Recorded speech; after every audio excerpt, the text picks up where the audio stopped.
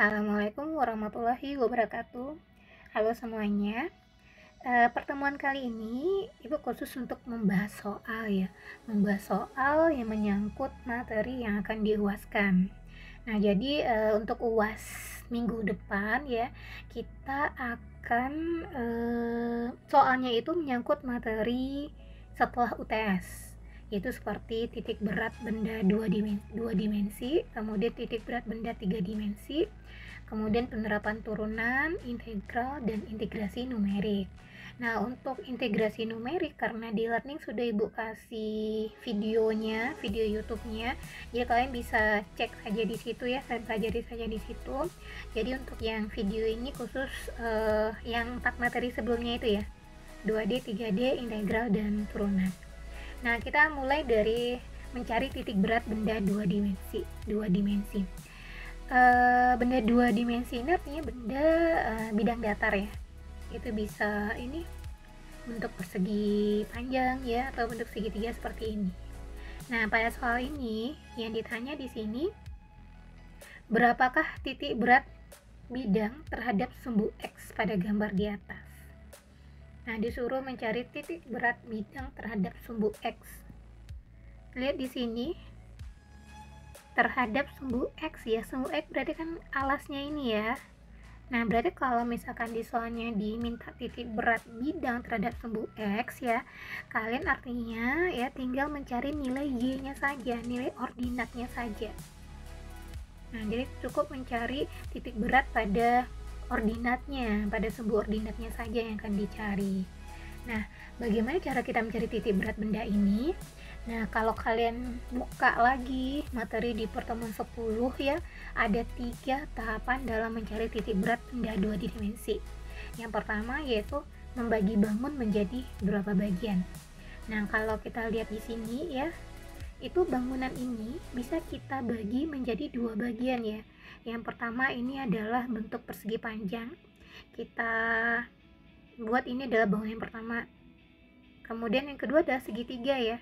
Ini disebut sebagai bangunan yang kedua.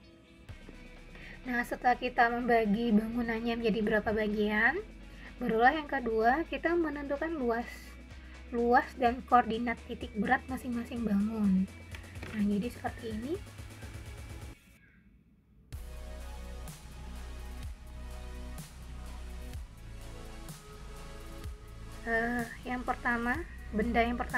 Benda pertama itu persegi panjang. Kita tentukan luasnya terlebih dahulu. Nah, luas kalau untuk benda 2 dimensi ya, itu kita misalkan dengan A. Berarti karena dia benda pertama berarti A1. A1 sama dengan, karena bendanya itu adalah persegi panjang, rumus luas untuk persegi panjang itu adalah panjang kali lebar. Nah, panjangnya kita lihat di sini ya, hitung dari sini. 0 ke 6 berarti panjangnya 6. Lebarnya adalah dari alasnya ini ke sini 3 ya. Berarti 6 kali 3 dapatkan 18. Kemudian kita mencari nilai dari ordinatnya, Y-nya, Y1-nya.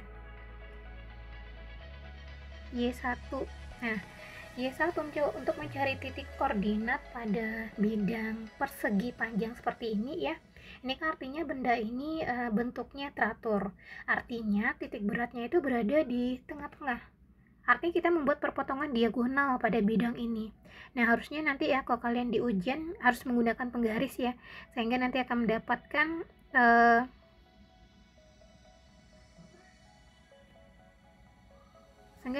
mendapatkan perpotongan diagonal yang benar. Jadi Ibu misalkan seperti ini ya. Ini tidak lurus kan ya. Jadi harus menggunakan penggaris nantinya. Nah, seperti itu. Oke. Nah, seperti ini. Jadi misalkan di sinilah titik berat pada bidang ini, bidang pertama. Beratnya di sini. Nah, untuk ordinatnya artinya kan di sini ya.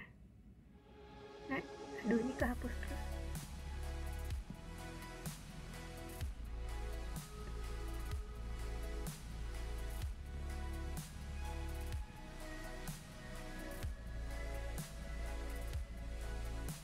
Nah, jadi kalau untuk mencari ordinatnya berarti kan di sini.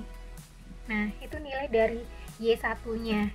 Itu Y1-nya dari ini kan dari 0 ke sini kan 3. Y1-nya ini adalah setengah dari 3 ini ya, atau bisa kita buat Y1-nya adalah 3/2. Nah, Y1-nya adalah 3/2. Nah, kemudian ini untuk benda yang pertama, baru benda pertama. Kemudian kita cari benda yang kedua. Benda yang kedua itu artinya adalah A2 ya, A2. Nah, benda yang kedua ini atau bidang yang kedua ini berbentuk segitiga di sini. Nah, untuk mencari luas segitiga itu rumusnya adalah setengah kali alas kali tinggi. Setengah dikali, nah alasnya di sini ya. Ini ke sini.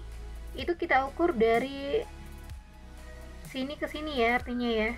3 ke 6 berarti 3 dikali tingginya artinya dari sini ke sini adalah 3 ke 6, berarti tingginya itu sama dengan 3 kali 3. Didapatkan ini adalah setengah kali 3 kali 3 9/2 ya. 39 kali setengah 9/2. Ya, kemudian kita cari Y0 nya, Y2 nya. Nah, untuk mencari titik ordinat pada bidang segitiga ya, itu ada rumusnya sendiri. Kalian lihat lagi nanti di materi pertemuan 10. Mencari Y0 untuk bidang segitiga itu adalah sepertiga T. Menggunakan rumus sepertiga T.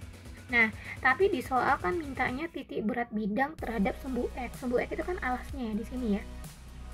Nah, jadi Y0-nya ini ya, sepertiga T harus kita tambahkan dengan tinggi dari alasnya ini tingginya kan 3 ini, berarti ditambah 3 sehingga didapatkan sepertiga dikali 3 tambah 3, dapatkan nilainya adalah 1 tambah 3 4 ya.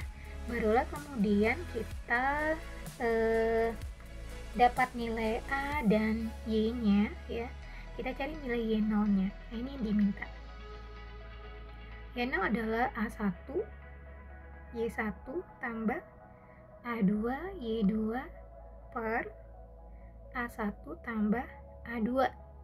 Tadi nilai A1 nya adalah 18 ya, berarti 18 dikali Y1 nya 3/2 ditambah A2 nya 9/2 dikali 4 per A1 tambah A2. A1 nya tadi ini ya 18 tambah 9/2. Nah, 18 dikali 3/2, 18 kali 3 dibagi 2, berarti 54 bagi 2 itu 27, ditambah 9/2 dikali 4, berarti 36, bagi 2 18, per 18 tambah 9/2, 18 tambah 9/2 itu artinya 18 tambah 4 setengah kan ya, itu berarti 22,5. Nah, ini dibagi ya, 27 tambah 18 dibagi 22,5, didapatkan hasilnya. Itu kalau dicari, kita gunakan kalkulator saja ini. 27 ditambah 18 dibagi 22,5 itu didapatkan 2. Nah, jadi titik berat ordinatnya ya pada bidang ini adalah 2. Kalau 2 berarti sekitar ini ya. Kalau di sini 3 ya, berarti ini kan 3/2, tadi 3/2 itu kan 1,5, berarti di sini. Nah, ini kalau kita lihat X nya kan di sini ya, berarti kira-kira letak Z nya itu di sini lah, letak titik berat untuk gabungan dua bangunan ini. Nah, itu soal yang pertama ya, mencari titik berat benda 2 dimensi. Nah, kemudian kita lihat soal yang kedua, mencari titik berat benda 3 dimensi. Benda 3 dimensi atau benda pejal ya. Nah, ini contohnya ada 2 gabungan benda di sini, yaitu kerucut ya, kerucut atau silinder ini ya, silinder dan kerucut dan silinder ya. Ini silinder di bawah ya, di atas ini adalah kerucut. Nah, kemudian di sini sudah ada disertakan tingginya masing-masing di situ. Untuk tingginya itu, untuk silinder itu tingginya adalah, kita lihat di sini ya, silindernya itu 4R ya, dari sini ke sini itu 4R. R ini jari-jari ya, karena dia berupa silinder ya, nanti berarti ada jari-jarinya. Kemudian tinggi kerucutnya dari sini ke sini itu adalah 4R juga. Nah, di sini ada sumbu X di sini sebagai alasnya dan sumbu Y yang ini arah vertikalnya. Nah, yang tanya adalah tentukan jarak titik berat benda terhadap alasnya, berarti terhadap sumbu X. Sama dengan pertanyaan tadi ya. Tentukan jarak titik benda terhadap alasnya terhadap sumbu X, artinya kita mencari nilai ordinatnya saja, nilai Y-nya saja. Kecuali nanti pertanyaannya tentukanlah titik berat benda pada bidang ini. Nah, itu baru kita mencari nilai ordinat dan absisnya, nilai X0 dan Y0-nya. Nah, kita lihat satu persatu dulu sesuai dengan tahapan dalam mencari titik berat benda 3D. Itu sama ya dengan mencari titik berat benda 2D. Nah, perbedaannya itu hanyalah kalau mencari titik berat benda 2 dimensi ya, artinya kita mencari luasnya kan di situ. Nah, kalau untuk mencari titik berat benda 3 dimensi itu artinya kita mencari volumenya. Jadi hanya perbedaan luas dan volume saja. Nah, untuk rumus-rumusnya ya itu sudah ada semua di ini, di learning sudah ada ya, di pertemuan berapa itu, rumus 10 atau 11 itu mencari titik berat pada bidang 3 dimensi. Nah, kita mulai dengan membagi dulu ya, membagi bangunan ini menjadi berapa bagian yang mungkin. Nah, karena kita sudah tahu ya, di sini terbagi akan dua bagian pasti ya, dua bangunan, yaitu silinder yang di bawah kita anggap ini bangunan yang pertama ya. Kemudian bedakan warnanya. Ini bangunan yang pertama, ini bangunan yang kedua berupa kerucut. Nah, kita akan cari masing-masing benda nilai dari volume dan ordinatnya. Kita lihat benda yang pertama.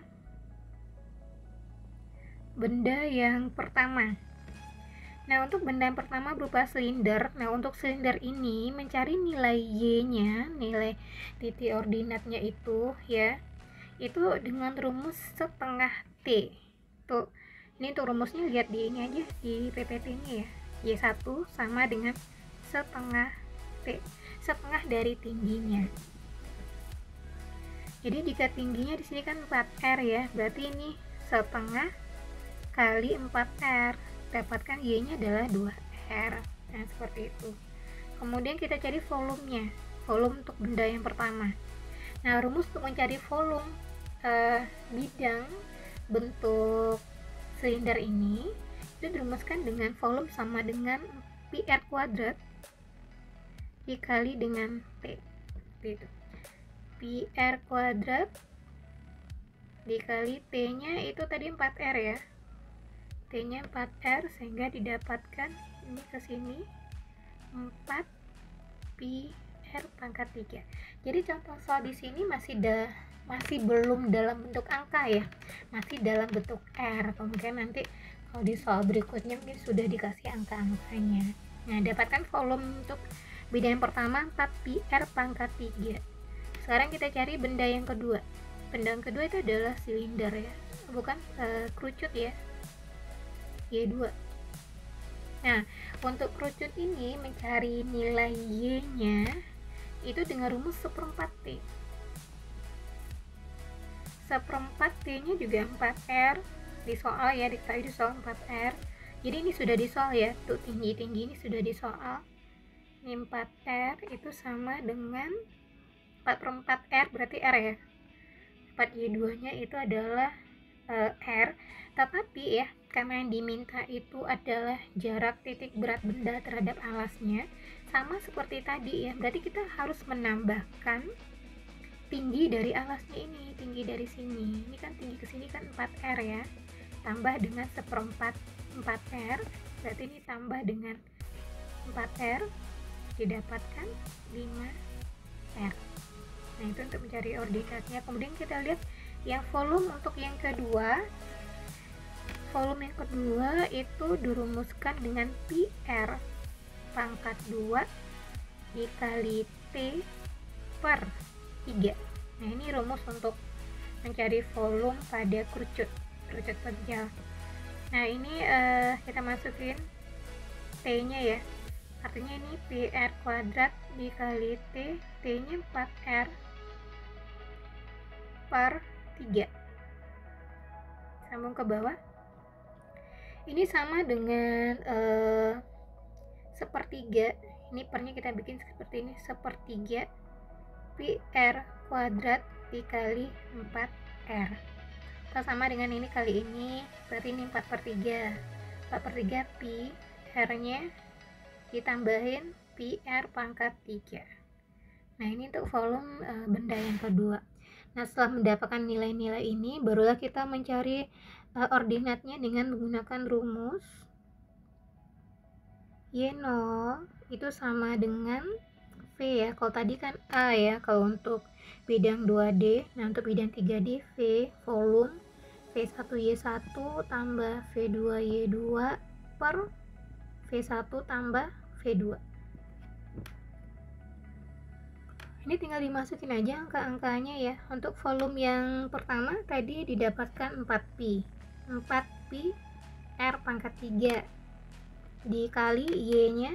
Untuk Y1 tadi didapatkan 2R kali 2R ditambah volume yang kedua itu adalah 4 per 3 pi R pangkat 3 dikali Y2 nya adalah 5R per V1 nya 4 PR pangkat 3 ditambah V2 nya 4 per 3 PR pangkat 3. Nah kita bisa menyelesaikan ini dengan cara yang sederhana.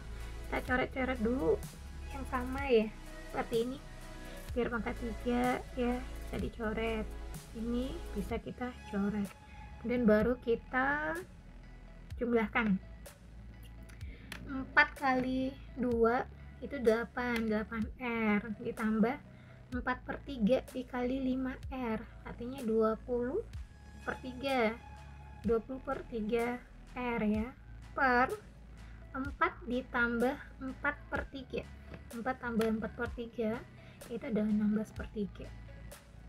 Nah ini kalian tinggal ini aja, tinggal menjumlahkan saja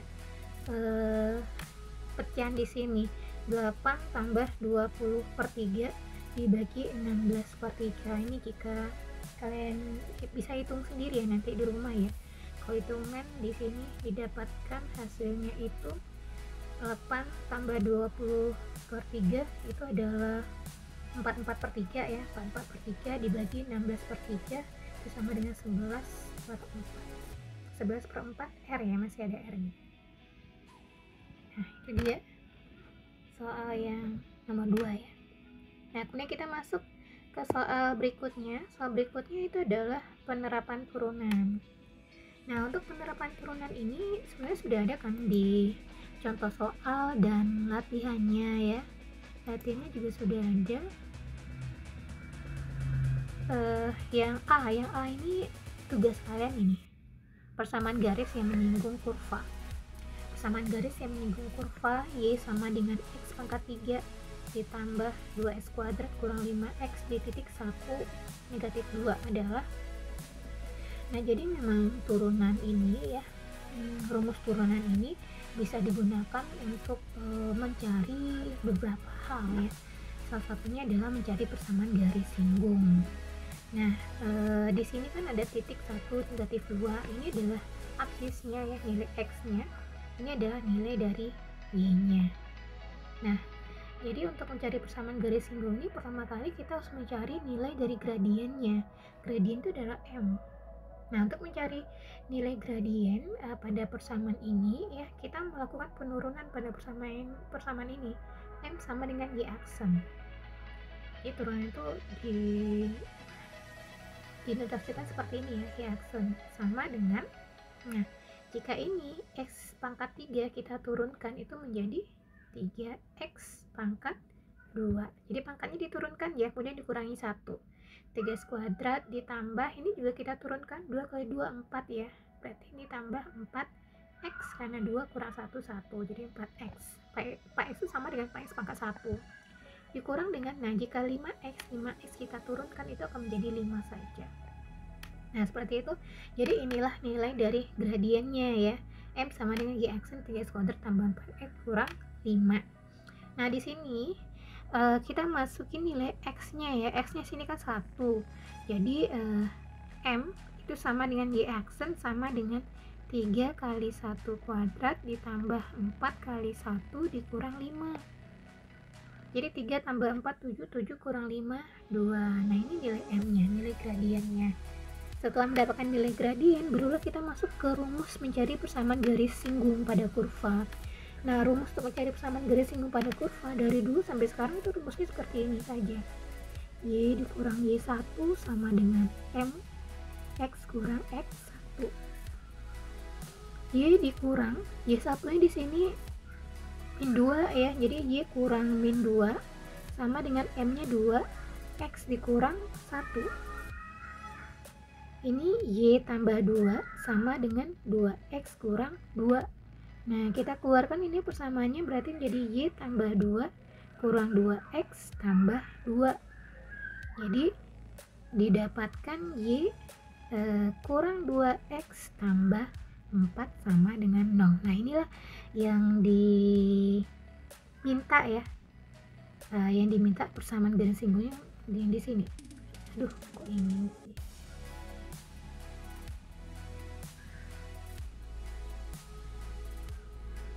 Jadi ini yang persamaan garis singgung diminta ya. Y kurang 2X tambah 4 sama dengan 0 jawabannya. Nah kemudian kita lihat contoh soal yang kedua. Ini masih penerapan turunan ya, masih ke dalam bentuk soal ceritanya. Sebuah roket ditembakkan ke atas, bahkan ke atas mencapai tinggi H meter setelah T detik. Dirumuskan dengan HT sama dengan 400T kurang 5T kuadrat. Nah, berapakah tinggi maksimum dari roket tersebut? Untuk mencari tinggi maksimum dari roket, kita juga bisa memanfaatkan prinsip dari turunan. Jadi tinggi maksimum itu di saat H aksen T sama dengan 0. Di saat turunan dari persamaannya ini sama dengan 0 ya. Jadi jika HT-nya 400T kurang 5T kuadrat, kita turunkan yang ini. Kita turunkan persamaan ini, itu akan menjadi 400T, kita turunkan jadi 400 dikurang 5T kuadrat, kita turunkan berarti 2 kali 5 10 ya, 10T. 10T 400 dikurang 10T sama dengan 0. Jadi ini untuk mencari T-nya 400 sama dengan 10T. Jadi T adalah 40. Nah, ini adalah waktu maksimum ya, waktu yang didapatkan untuk mencapai tinggi maksimum. Nah, jadi tinggi maksimumnya itu dengan waktu 40 ini adalah H40 itu sama dengan, masukin ke persamaan ini ya, 400 dikali 40 dikurang 5 dikali 40 kuadrat seperti itu. Jadi kita masukkan ke persamaan yang pertama ini ya. Di ini 400 kali 40 16.000 ya, 16.000 dikurang 40 kali 40 itu adalah 1.600 dikali 5 dikali 1.600, didapatkan hasilnya adalah 8.000. Oke. Nah, baiklah itu untuk contoh soal dalam penerapan turunan.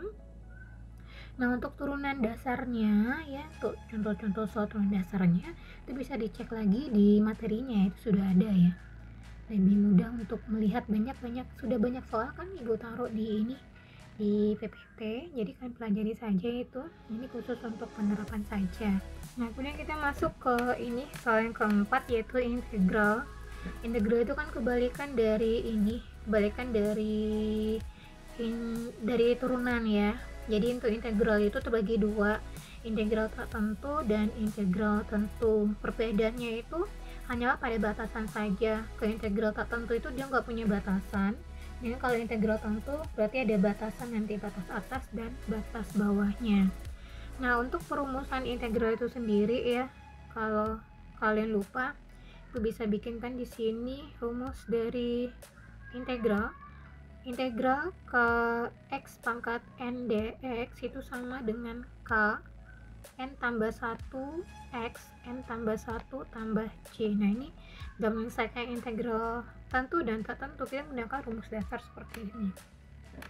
Nah, contoh soal seperti ini, integral 2 dx. Integral 2 dx ini ya, itu sama dengan integral 2x pangkat 0 dx. Jadi 2x pangkat 0 dx. Kemudian kita masukkan ke rumus, itu artinya koefisiennya kan 2 ini, k per n tambah 1 berarti 2 per n nya itu pangkatnya 0 ditambah 1 jadi 1, x 0 tambah 1 jadi 1 berarti 2 per 1 x saja, ditambah dengan c. Jadi dapatnya adalah 2x ditambah c. Nah, itu untuk contoh yang pertama ya, yang masih mudah. Kemudian kita lihat contoh yang kedua, integral dari akar x pangkat 34 dx. Nah, untuk memudahkan mengintegralkan soal seperti ini, kita ubah saja menjadi integral x pangkat 3 per 4 dx. Nah, kemudian ini kita masukkan ke rumus dasarnya ya. Berarti ini sama dengan k per n tambah 1. Koefisiennya kan di sini nggak ada angka, berarti dianggap 1. Berarti ini 1 per n tambah 1. N itu pangkat, n nya kan 3 per 4. 3 per 4 ditambah 1. 3 per 4 tambah 1 itu udah 7 per 4 ya. 7 per 4 x. 3 per 4 tambah 1, 7 per 4 ditambah c. Jadi ini sama dengan dinaikkan ya, dibalikin 4 per 7 x 7 per 4 ditambah c. Kita lanjut soal yang c, yang nomor 3. Integral dari 8x pangkat 3 kurang 2x tambah 4 dx. Nah, ini tidak sulit ya ini ya. 8x pangkat 3 kurang x kuadrat tambah 4 dx itu sama dengan tetap menggunakan prinsip ini ya, prinsip ini.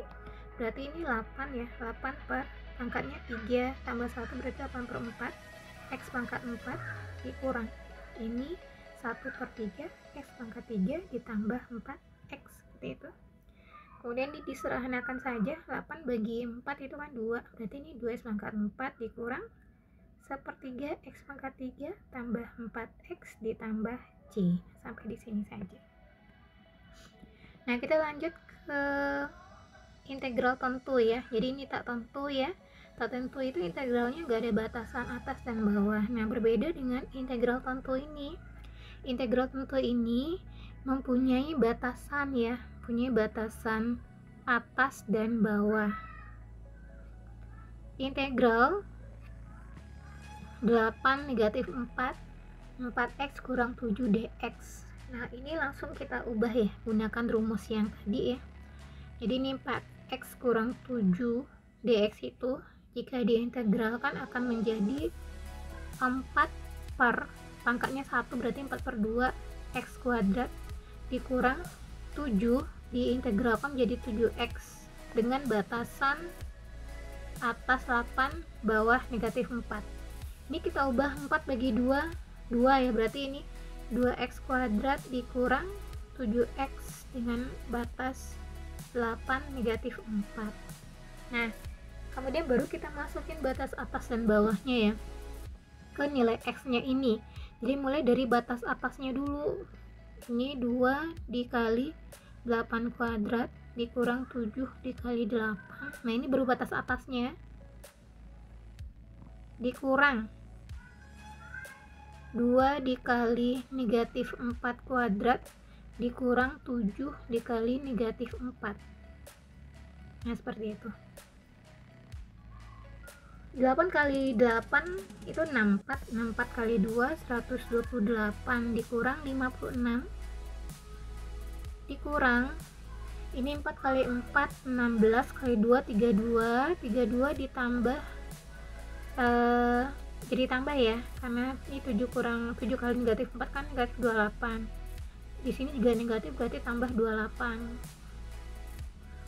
Ini jadi sama dengan 108 kurang 56 72 dikurang ini tambah ini 60, 72 kurang 60 dapatnya 12. Nah, dan kita lihat contoh yang kedua. Contoh kedua adalah integral dari x kuadrat kurang 2x tambah 3 dx dengan batasan 2 dan 1. Sama dengan cara yang di atas ya. Jadi ini kita integralkan dulu, ini persamaannya menjadi 1/3 x pangkat 3 dikurang ini 2 ya, 2 per pangkatnya 1 tambah 1 2 per 2 x kuadrat tambah 3x dengan batasan 2 dan 1.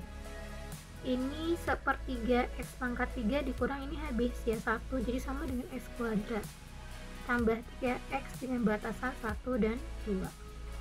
Ya, jadi kita tinggal masukin batasannya ya, batasan atas dulu.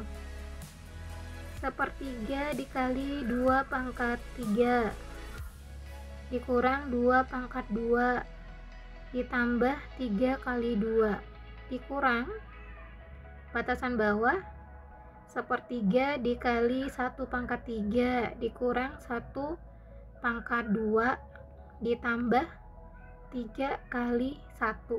Nah seperti itu. Jadi tinggal dijumlahkan aja bagian yang bawahnya ini.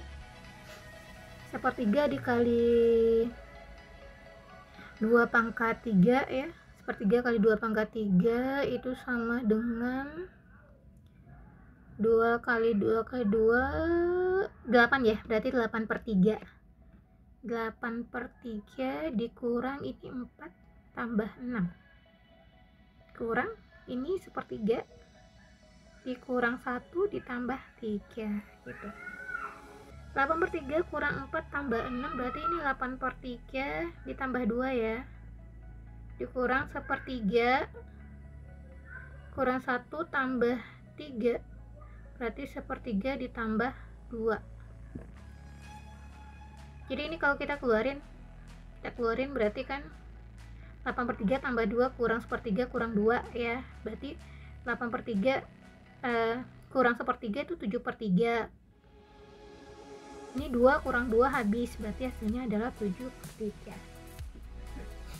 Nah baiklah, sampai di sini pembahasan beberapa pembahasan soal ya, tapi Bu harap kalian jangan ini terpaku untuk model soal seperti ini saja ya, bisa kalian pelajari lagi latihan-latihan yang ada di PPT ya, dan juga dipelajari pembahasan soalnya sudah saya jabarkan, dan saya harapkan semuanya bisa sukses di UAS-nya. Ya, terima kasih atas perhatiannya. Wassalamualaikum warahmatullahi wabarakatuh.